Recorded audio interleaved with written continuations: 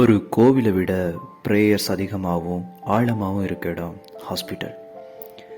எப்படி சரி காப்பாற்றிடுன்னு ஆண்டவன் மேலே பார்த்து போட்டுட்டு அந்த வரிசையில் இருக்கிறவங்க மனநிலை ஒரு ஊஞ்சல் மாதிரிங்க.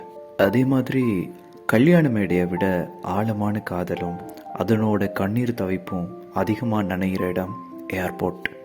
ஒருத்தரோட பிரிவும் இறப்பும் தான் நம்ம எவ்வளோ தூரம் அவங்கள புரிஞ்சு வச்சுருக்கோம்னு புரிய வைக்குதில்ல. பக்கத்தில் இருக்க மட்டும் தெரியாத அருமை விட்டு போகுதுன்னு புரியும் போது மொத்த மனசும் படுற பாட எந்த மருந்தும் தேத்திராதுங்க. அன்புன்ற ஒரு அழகான விஷயத்தில் பிரிவுன்ற ஒன்று இல்லைன்னா நல்லா தான் இருக்கும். அப்படி இருக்குமா இருந்தால் நமக்கெல்லாம் அன்போட ஆழம், நம்ம எவ்வளோ ஒருத்தரை நேசிக்கிறோம், அதனோட வேல்யூ என்னன்னு தெரியாமல் போயிடும்.